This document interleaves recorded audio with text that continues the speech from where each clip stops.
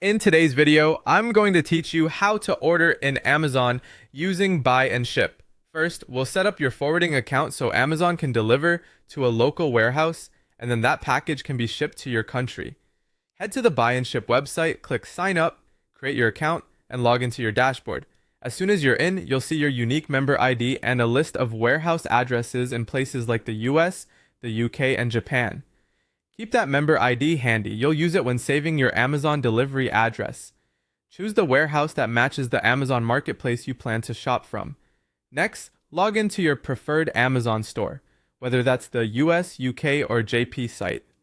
Prices, shipping options, and availability can vary by region, so pick the one with the best deal and make sure the item can ship domestically to the warehouse you intend to use. Now add the buy and ship warehouse as a shipping address inside Amazon.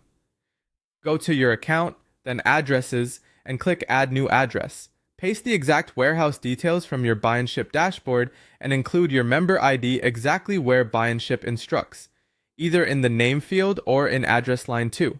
Following that format is important because it helps the warehouse match the parcel to your account quickly. Save the address once everything looks correct. You're ready to place your order, add your item to the cart, proceed to checkout, and select the buy and ship warehouse address you just saved as the shipping destination.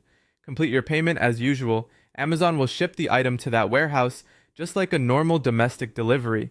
If you're buying from multiple sellers, expect separate deliveries, which is perfectly fine.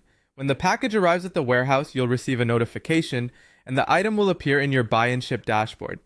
At this point, declare the shipment by entering the item value and selecting the correct category for customs purposes. You can choose to ship each package individually or consolidate multiple packages into one box to save on international shipping. Consolidation can lower your cost per kilogram, though it may add a bit of processing time. Next, pay the international shipping fee right inside your buy and ship dashboard. The final cost depends on weight, destination country, and the shipping method you choose. Keep in mind that any duties or taxes charged by your country are separate from buy and ship's fee. After payment, your package is dispatched internationally.